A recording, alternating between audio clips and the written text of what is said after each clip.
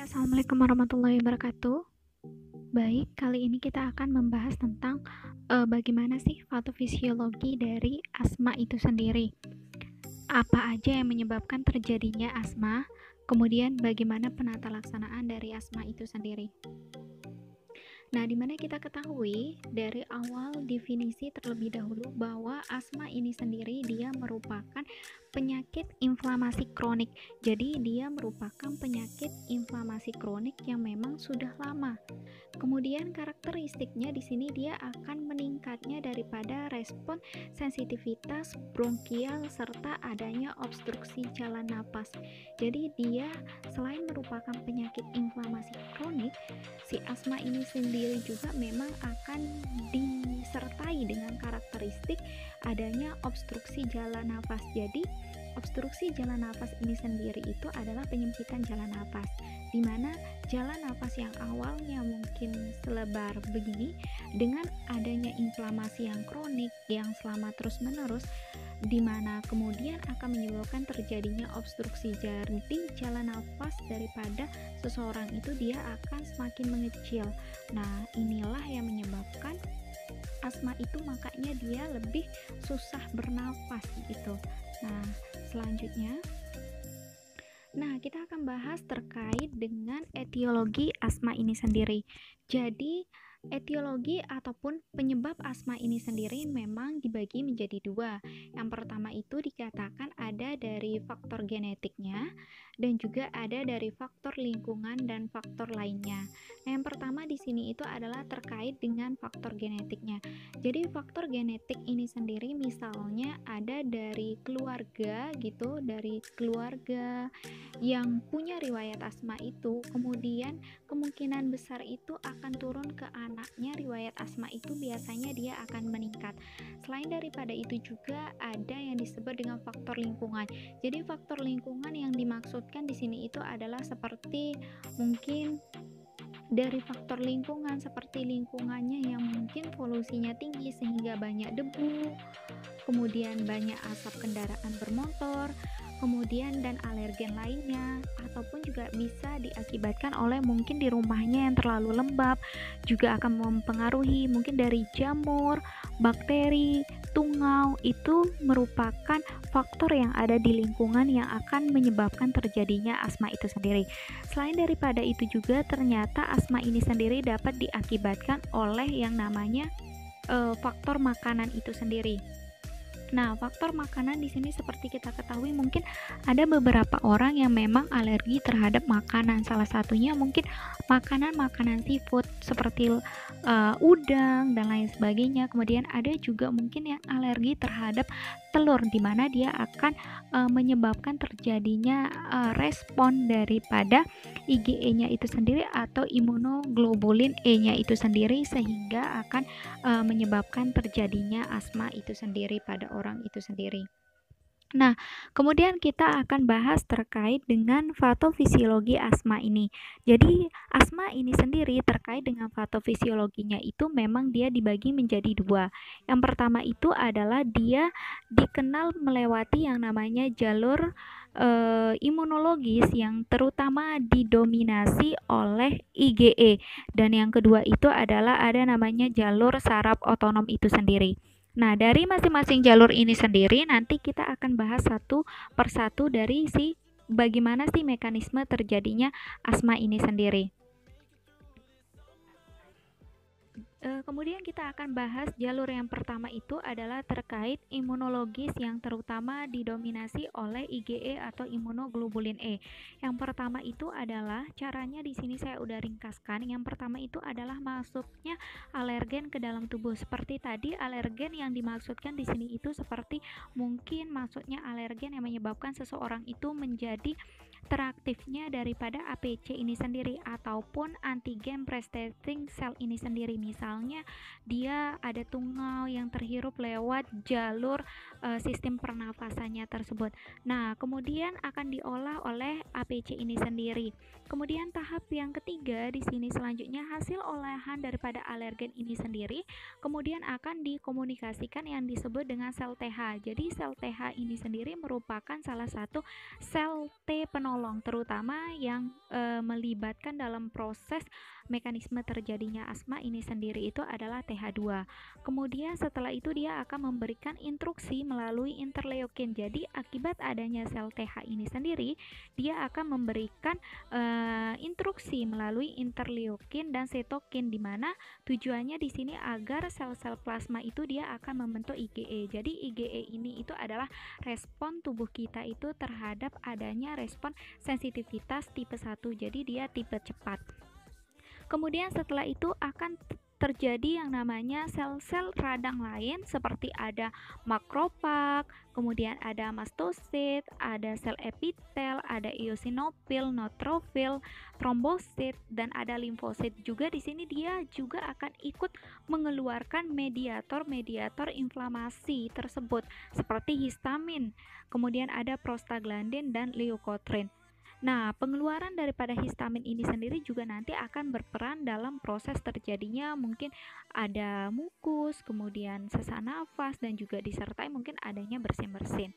Nah, setelah itu daripada pengeluaran membentuk IgE, kemudian ada sel-sel radang lainnya, dia akan mempengaruhi daripada organ sasaran, sehingga nanti dia akan mengkontraksikan daripada otot polos saluran pernafasan. Artinya mengkontraksikan di sini yang awalnya otot polosnya dia besar.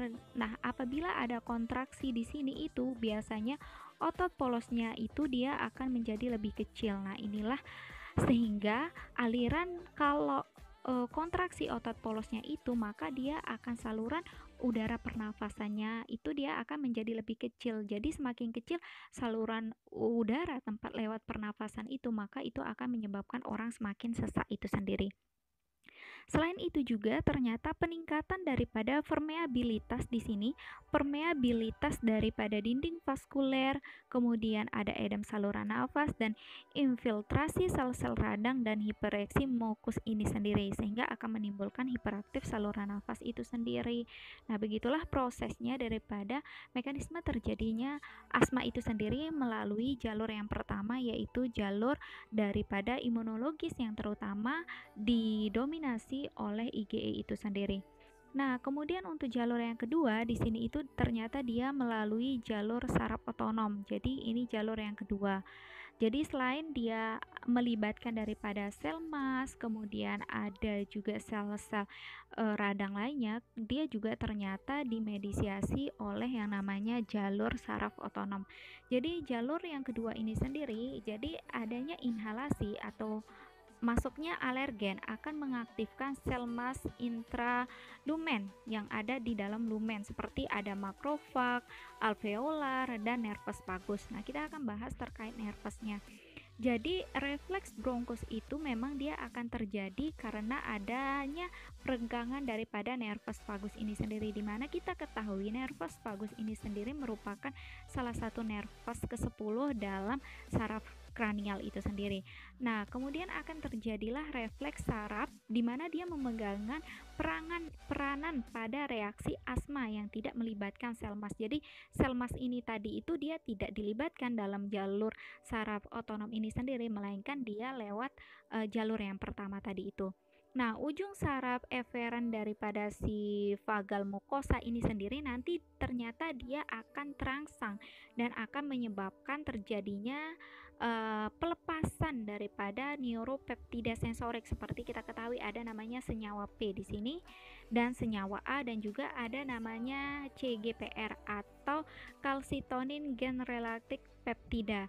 Jadi apa sih tujuan daripada si neuropeptida ini sendiri? Jadi neuropeptida inilah yang akan menyebabkan terjadinya kontriksi ataupun dia akan berkontriksi daripada si saluran pernafasan itu sendiri, kemudian akan menyebabkannya edem bronkus, eksudasi plasma, kemudian ada hipersekresi lendir dan aktivitas sel-sel inflamasi tersebut.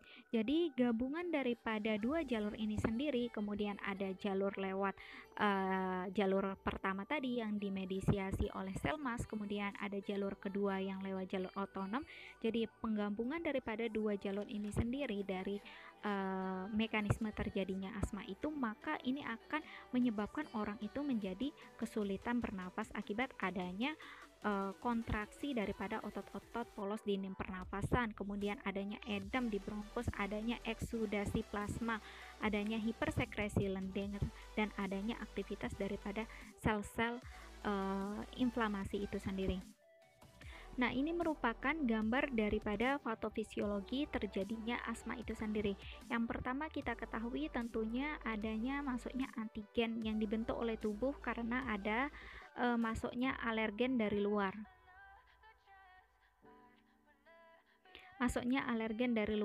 Nah, di mana antigen ini sendiri kemudian dia akan merangsang daripada sistem pertahanan tubuh kita. Yang pertama, imunologi kita yang pertama itu adalah IgE. Nah, IgE ini merupakan reaksi hipersensitivitas tipe 1 di mana dia reaksi hipersensitivitas tipe cepat. Adanya antigen ini selain dia merangsang IgE, IgE ini sendiri juga dia akan menyebabkan terjadinya sel emas itu sendiri, di mana sel emas ini sendiri nanti dia akan melepaskan yang namanya seperti tadi ada leukotrin, kemudian ada namanya interleukin, dan juga ada neutrofil. Jadi tujuannya dia dilepaskan ini sendiri itu karena ada benda asing di luar tubuh kita yang masuk, kemudian imun kita itu dia bereaksi gitu. Untuk tujuannya sebenarnya adalah untuk daripada menghilangkan si benda asing dari tubuh kita itu, tetapi karena responnya berlebihan, makanya inilah yang menyebabkan terjadinya lama-lama inflamasi itu sendiri.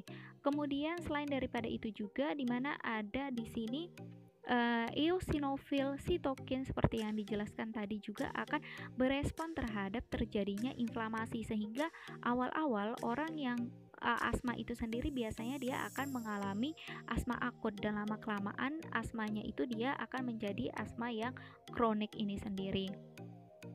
Nah, selanjutnya jadi menurut GINA ini sendiri atau Global Initiative for Asthma, jadi asma ini sendiri memang dibedakan, dia dibagi menjadi menurut derajatnya. Ada yang asma ringan, ada asma sedang, dan ada asma berat.